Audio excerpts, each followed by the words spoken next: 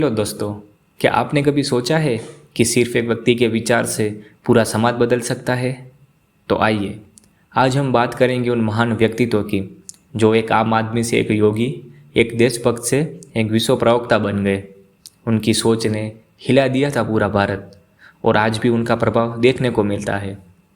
उनका एक विचार, उठो, जागो और तब तक न रुको जब तक लक्ष्य प्राप्त न हो, आज भी हमारे दिल को छू जाता है।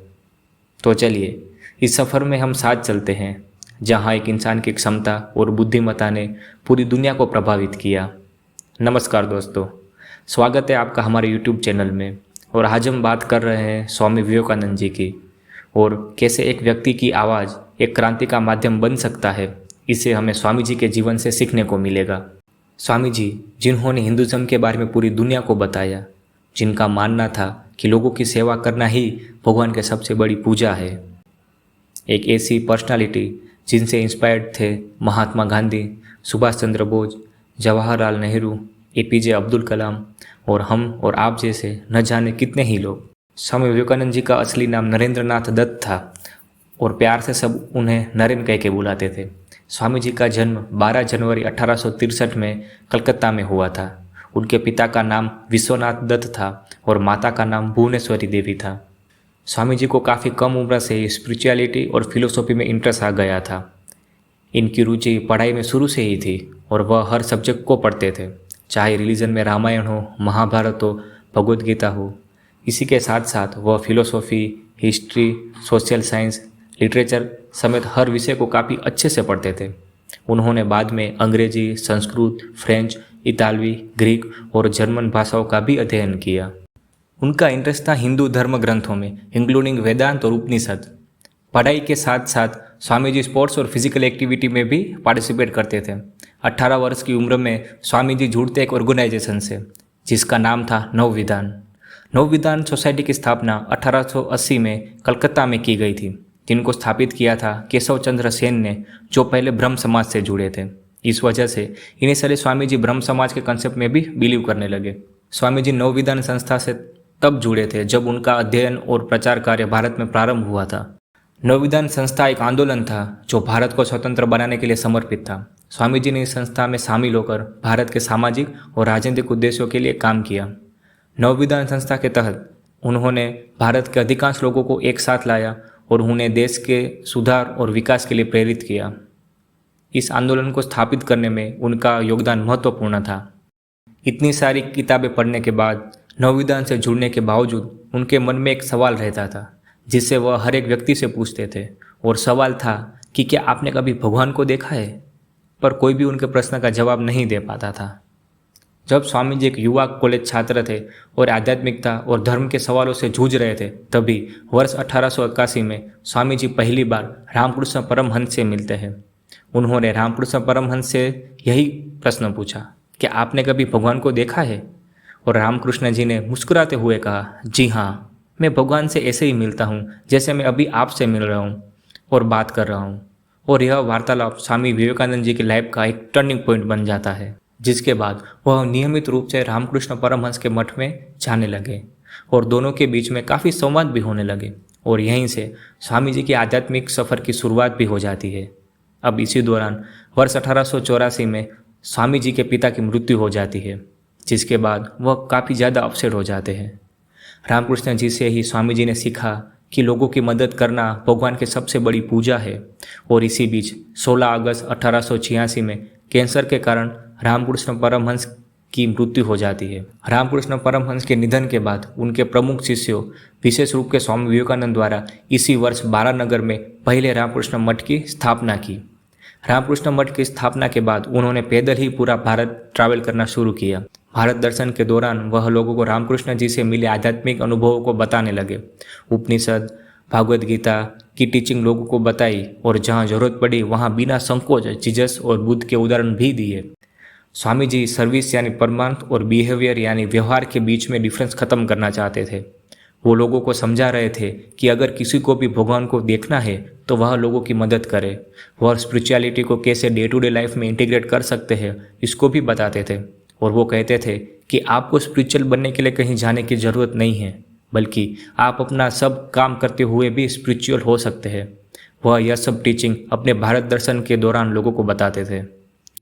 उनका मानना था कि भगवान एक है। स्वामी जी ने लोगों को 2 तरह की नॉलेज के बारे में बताया। पहला स्पिरिचुअल नॉलेज, जिसे हम अपने नैतिक मूल्य और आस्था को मजबूत कर सकते हैं। पर यह नॉलेज अगर एक ऐसे व्यक्ति को दी जाएगी जिसके पास खाने तक की सुविधा नहीं है, तो उसके लिए यह नॉलेज कोई काम की नहीं रहेगी। इसी वजह से उन्होंने दूसरी नॉलेज, सेक्युलर नॉलेज की बात की, जिससे लोगों को इकोनॉमिकली लिफ्ट किया जाए, क्योंकि सेक्युलर नॉलेज के बिना स्पिरिचुअल नॉलेज खास को इम्पैक्ट नहीं दे पाएगा और स्पिरिचुअल नॉलेज सबको मिले। इसीलिए जो इकोनॉमिकली बेटर पोजीशन पर है उनको उन लोगों की हेल्प करनी चाहिए जो उतने आर्थिक रूप से सक्षम नहीं है। पूरा भारत ट्रैवल करने के बाद स्वामी जी फॉरेन कंट्रीज की तरफ रुख करते हैं और जापान होते हुए पहुंचते हैं शिकागो में, जहां पर उन्हें पार्लियामेंट ऑफ रिलीजन में स्पीच देने का मौका मिलता है। स्वामी जी अपनी स्पीच की शुरुआत करते हैं sisters and brothers of America, जो मैसेज था यूनिवर्सल ब्रदरहुड का और रिलीजियस टॉलरेंस का, जिसके बाद लगातार 2 मिनट तक वहां मौजूद 7000 लोग उनके लिए तालियां बजाते रहे। इस स्पीच के दौरान स्वामी जी ने हिंदुज़म के कॉन्सेप्ट को बताया, योग और ध्यान के बारे में पश्चिमी देशों को बताया और उन्होंने भौतिकवाद और आध्यात्मवाद की बात करी।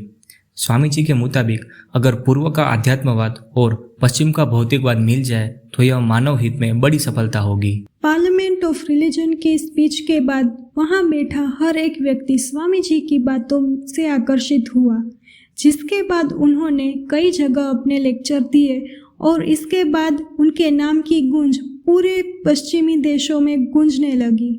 दोस्तों, पश्चिमी देशों में स्वामी जी की बातों ने इतना महत्वपूर्ण प्रभाव डाला था कि उनको पश्चिमी देशों की जानी मानी विश्वविद्यालय के शैक्षणिक कार्यक्रमों से जुड़ने और ऊंचे पद के प्रस्ताव भी आए, पर स्वामी जी ने बड़ी ही विनम्रता के साथ सभी प्रस्तावों को अस्वीकार कर दिया और फिर वर्ष 1897 में वह भारत वापस आते हैं, जहां वो मानव कल्याण और शिक्षा के कामों को आगे बढ़ाते हैं। स्वामी जी ने भारत में विवेकानंद आश्रमों की स्थापना की।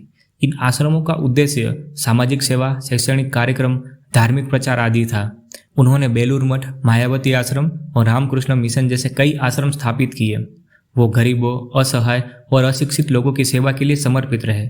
उन्होंने रोगियों, बालकों और वृद्धों की देखभाल की और सामाजिक उन्नति के लिए विभिन्न कार्यक्रमों को संचालित भी किया।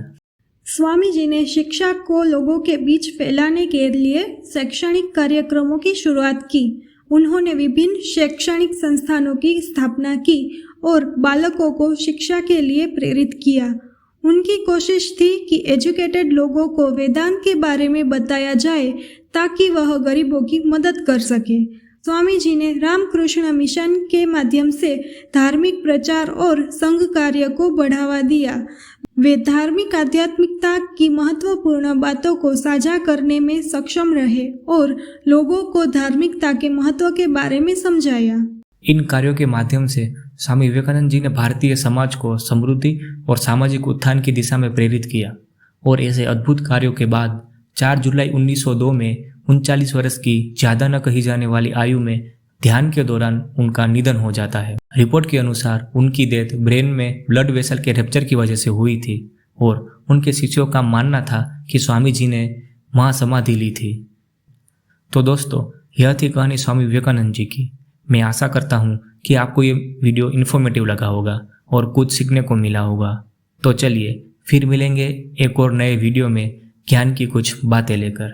जय हिंद, जय भारत।